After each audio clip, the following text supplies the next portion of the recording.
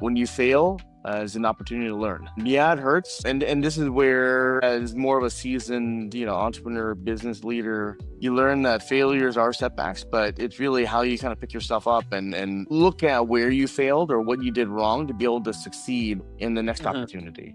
And kind of the same thing with, my daughter when she's playing soccer or she, at school, where did you fail? Where did you make the mistake on? And, really learn from that and from there, do better at the next opportunities.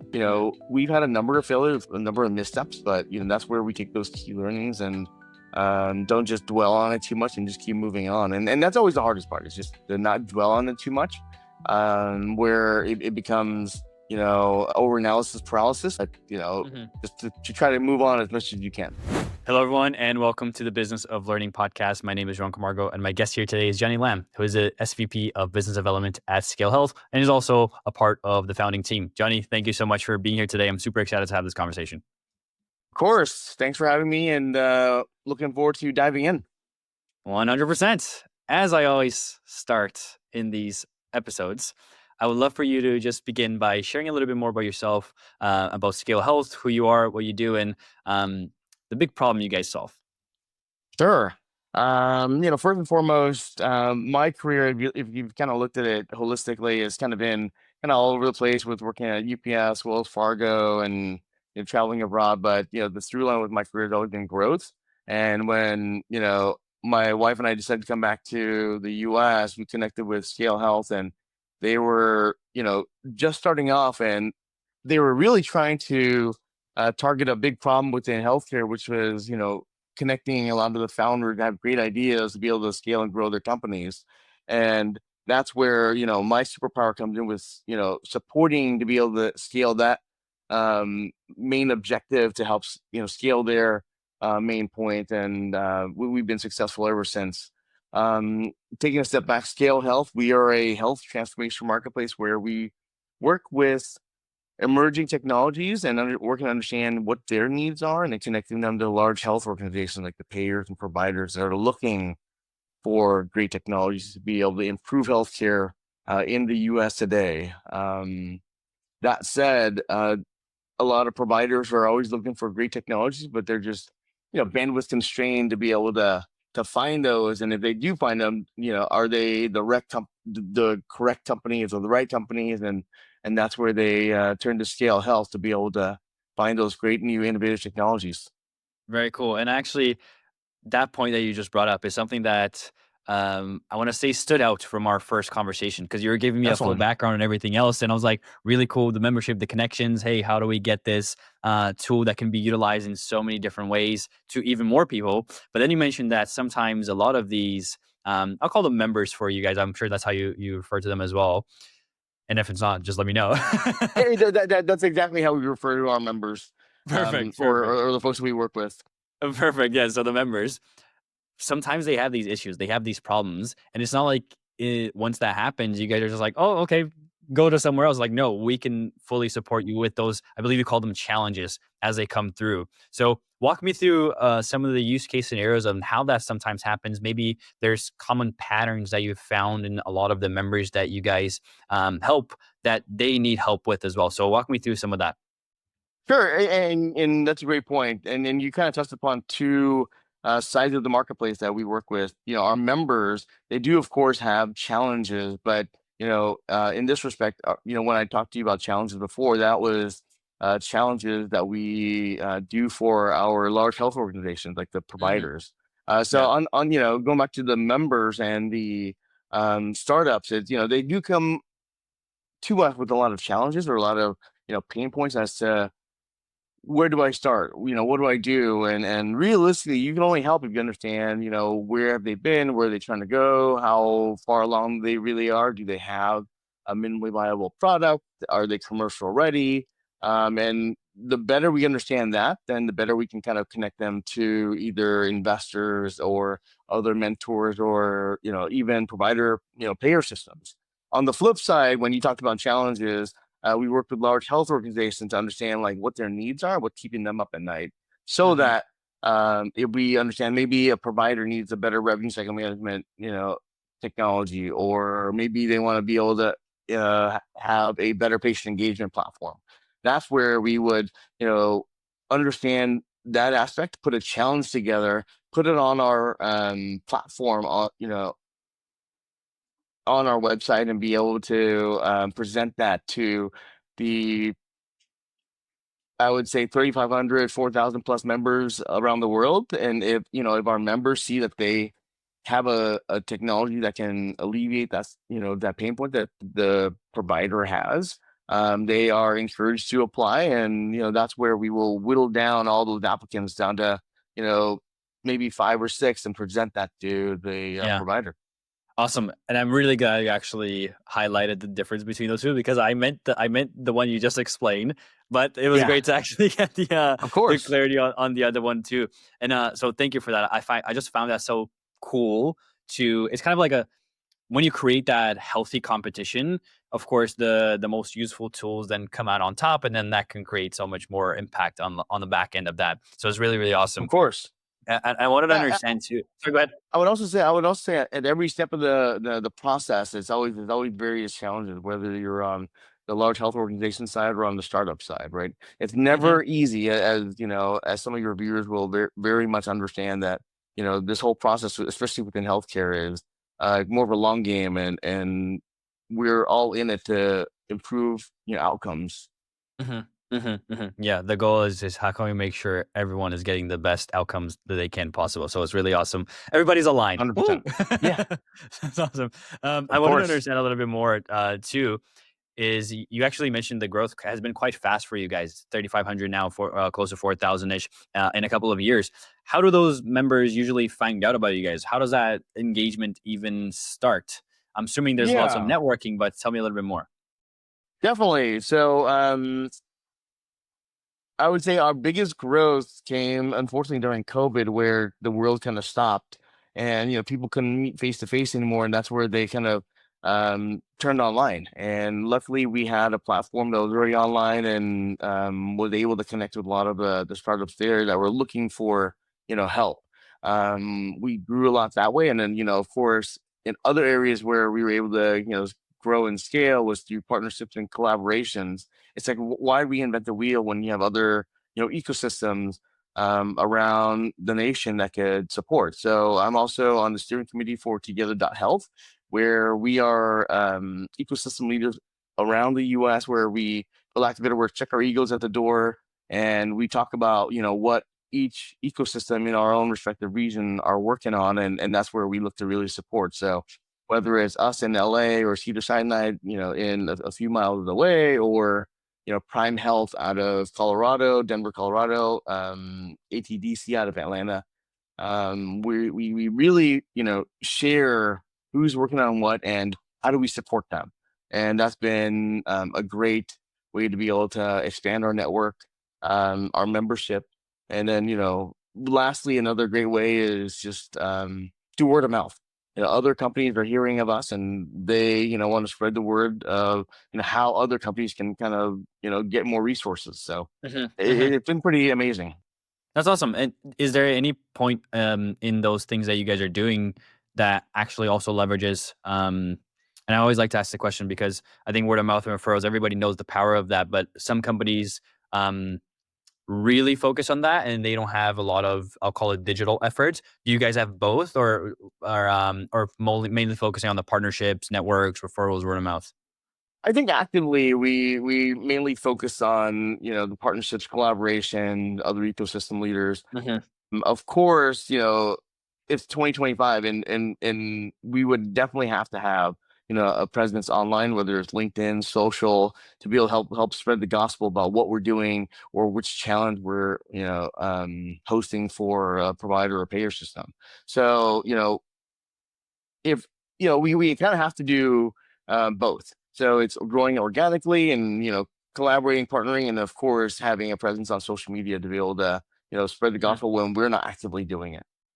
Gotcha, gotcha. And just shifting the conversation a little bit here, Johnny, into the business itself and your growth. I always love to highlight here in this podcast that sometimes from the outside looking in, business can seem like sunshines and rainbows, but we know that that's not true. There's so many Yeah, challenges very much so. internally. Yeah, right. So I always like to highlight that as much as, of course, people are willing to share here because it one shows that nobody's alone in this journey, that entrepreneurship can Mm-hmm. sometimes be lonely. But number two, also sometimes these insights can be so applicable to a variety of different companies, a variety of different situations. So walk me through some of those. What are some of the challenges when you're looking at the growth goals that you have for the organization that stand in the way? What are some of those hurdles that you guys always have to jump over? Sure. Yeah, that's a great question. I mean, some of the main growth that we have is, kind of goes back to personnel. Is like, do we try to hire on, more team members to be able to support all the great activities we're doing, or do we try to just lean into other, co-collaborators or, you know, volunteers, so to speak, to be able to help support that or advisors, whichever else. That's that keeps us up a lot at night. Other growth kind of issues or pain points that we encounter is getting the getting the word out there to other payers and providers that we have this great platform to be able to help disseminate and help source great technologies for them, and we're not immune to not having you know issues with sales cycles to a provider system, because typically to sell into a provider system would take 12 months to 18 months, whereas for us we're not technically selling into the system. It's we have to get in touch with their leadership and convince them or show them how we could really be beneficial to their hospital system or provider system.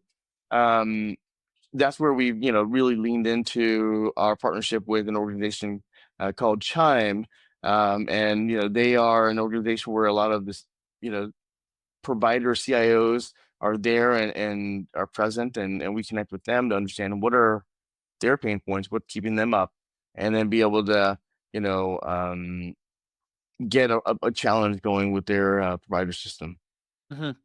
Interesting. Because in that way, correct me if I'm wrong here. In that way, then you're pretty much getting, I'll call it the insider knowledge to allow everything else to stem from that, and then create more of those opportunities, of course, for yourself, but then with payers, which then creates more impact as a result of it as well. But of course, it has to start with you.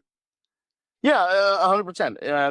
It is a little bit insider knowledge, but it's nothing that we're paying for, and it's not that we're doing anything below the belt. It's just more of Mhm. having a conversation at various events, and then based on trusted relationships, and we're kind of essentially walked in by our partnership with Chime. Chime says, we believe in Scale. We believe in what they do. They've helped a number of, other health organizations before, and we believe they can help you as well. And then that's where, Mhm. the small talk will lead into bigger talk. Yeah, yeah, yeah, And we yeah. say, hey, we've actually identified that issue before. You should meet this one organization or this one Gotcha. technology platform. So Uh-huh. of course, it very serendipitous, but at the same time, it's, you can only help as much as you know. So Yeah, no, for sure. I we've been actually very like that. fruitful there. Yeah, no, and that's I think it's always, it hurts me when I see companies and leaders refrain from talking about the things that they know will help someone because they think it sounds salesy. But at the end of the day, or because it sounds maybe too rude if you're too transparent with challenges that you see and all these things, it's like at the end of the day, you're trying to help them because you think like you truly believe you. Given the caveat that you truly believe you think you can help them, so the ethics are actually good, then you should. It's a disservice to yourself and to them to not have those conversations. So I completely agree with you there. I wanted to actually try to Definitely. gauge how you view that too. Are there any specific, I'll call them metrics or things that you're looking at that you think are very important to create a lot more of these opportunities for the company, be it on the payer side, be it on the member side, the challenge, whatever that whatever comes to mind for you. Maybe some of those metrics, KPIs that you're looking for, or maybe it's the soft skills, whatever that might be, that you think are very important. I'll call them essential to create a lot of these opportunities predictably. And do you have all of them in your company? I think to that respect, if we're looking at what we're kind of missing, or um, for startups, if they're looking to try to scale and grow further, it's really do they have the right team members? Are they getting the right traction? And sometimes it they're right on the cusp of tipping and doing more and in getting that. And that's where we always encourage these companies to apply to various, challenges that we're doing. For the, provider, the large health organization, it's like, what are they specifically looking for? How can we connect them to those companies as well to be able to, find those Mhm. respective technologies? Mhm. Mhm. Gotcha. I And like that a I lot. don't think I exactly nailed that question as you were hoping for, but if not, then happy to revisit that as well. No, I think you did. I think you did. I also went a little bit longer with my question than I probably should have. But it's Sure. interesting because I think at a high level, it's kind of like when you give someone else advice and you become like the world's greatest advice giver, but then Hmm. you think to yourself like, oh, what do I need to execute on? Like, or like you become the worst advice Sure. giver ever, right? So I always like to understand like, hey, here are the things that we think are important, but do we also have these things, or these things that we're actually actively executing on Of for course. ourselves in that way? So it seems like you do have some of that clarity, and you believe that that's happening internally for you guys. We definitely always do have that, confusion, or not necessarily confusion, but those thoughts. Like a Mhm. thought that we have, or a question we get asked a lot is, why doesn't Scale have its own fund? Because we have a lot of insights to a lot of these great technologies that are just emerging, that are doing well. Why don't you invest? And for us, we'd rather not have we like to be kind of the Switzerland of all of these organizations and not have, take our finger off of the pulse, so to speak, and not be kind of biased to one organization or another. Um, you know, it, and that being said, I think, it's also, we're not fund managers, right? We can always raise the fund, but if you really raise like a 10-15 million dollar fund, it's like you really only deploy half of it and save you reserve the remaining for follow on. And would that be an effective fund? Um, so, instead of, chasing after the new shiny hammer, so to Yeah. speak, it's like, let's just kind of keep our focus. We know what we're good at. Let's not try to do it and try to boil the ocean, so to speak, but let's just kind of Yeah. focus and Yeah. Focus and priority. connect the right folks to the right people I and like it. try to make the change.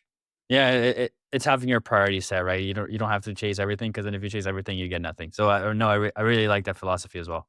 And it's that, and it's also, that's where we, lean into our other advisors or other partners, that we can't do that. We know we can't do that. Can we do it? We can try to do it, but then why don't we just lean into supporting another organization that does do it very Mhm. well, and provide them some more support there. So, Yeah. no, Oh, definitely. I like it. Yeah, I like it. Awesome. I have 2 final questions here for you, Johnny. One is Sure. a question that I've actually asked, I would say the majority of all the guests that come through. I think it just takes away that cap for thinking, and then I'll go on to my final question. The question that I have for now is, let's say you had a magic wand. You're in this phenomenal fantasy Oh, the world. magic wand question. Yes, and you could wave that magic wand to solve just one challenge. The caveat that I give to this wand question, though, is it's actually something in your control. Usually, people are like, "Oh, I'm free to choose $1 billion." That was no, no, no, no, no, no. Something in your control, something in your day to day that you're actively doing. Maybe that a team is doing, be it with sales, marketing, business development, strategy, Sure. AI, whatever that might be, tied to the growth of the company, tied to the revenue, tied to the client acquisition, tied to those things. When you're looking at those goals, if you could just solve one thing, and I know it's not one because there's a million, but for this question, Sure. you get one that would allow you to achieve all those goals. What's the one thing you would like to solve? You're right. There isn't just one thing, but if I were to, really choose, it would be the ability to disseminate um, our strength to be able to support members or, large health organizations faster and just sooner, quicker. It's never fast enough because you always need it yesterday. Because we're always working on a number of challenges, a number of accelerators, whether it's in the cancer space, in the diabetes space, heart space, cardiac space. It's we're always doing so many great things, and it's like there's never enough time in a day to be able to disseminate like what we're working on with who and to which member fast enough. Mhm, So, mhm, I think if I go back, it's, if I had a magic wand, it's really to create more time in a day to be able to do more. So that's really, to do more, as in to be able to spread the gospel about all the great things that we're working on, Huh. so that the right people know about it and can apply to various challenges or Gotcha. whatnot. Gotcha. No. So in a way, I just want to make sure I understand that correctly. If that clarity were to be clearer, then you can spread that awareness through social media, email, paid newsletters, whatever that might look like, so Yeah. that more people will find out about you guys through that clear messaging and then be able to come into the community, find their way, be part of those challenges and grow in that sense. 100%. I mean, mainly because, for us, we don't have members are not, they don't have to come on as a paid member. Everyone is Mhm, encouraged to be a free member, and they can engage with us on basically as a free member. But and based on that, everyone will want to apply and be a member.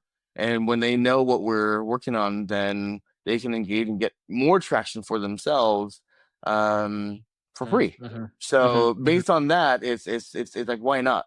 You ask, why should I join? It's like, why shouldn't you join? Because of all the mm, opportunities that we can provide you free. And then, realistically, if you need more engagement from us, then that's where the ask is there. Like, if you need more engagement, then become a paid member, and we can support there. But at the end mm. of the day, we're here to improve outcomes I and like it. make a change and dent in the U.S. healthcare system No, I as like much as it. we I like the can. way you think.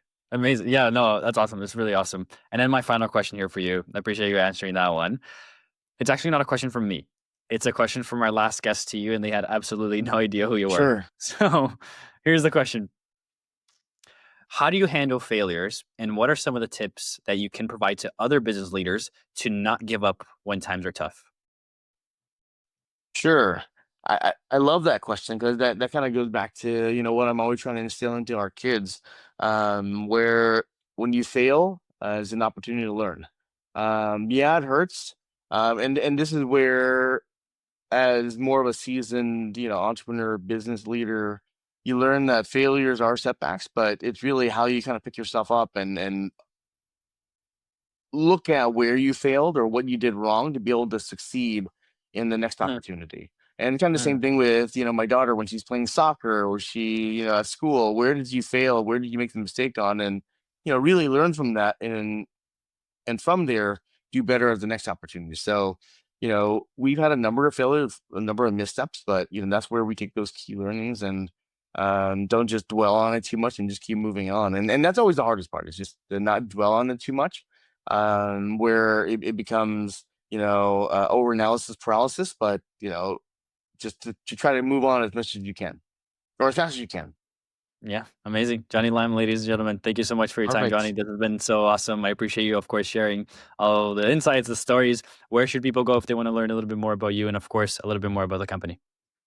Yeah, they can find me on LinkedIn, Johnny Lam, there, or you can go to our website at scalehealth.com, and you can definitely find us in the bios and whatnot. But looking forward to engaging with your viewers, and engaging with you more in the future. Amazing. I will leave as many links as I can down below here if you Yeah, want to check that out and perfect, you're listening in. perfect. Yeah, and if you're still listening to this episode, you want to hear more conversations like this, please also hit the subscribe button, and I will see you on the next episode. Johnny, thanks again for your time.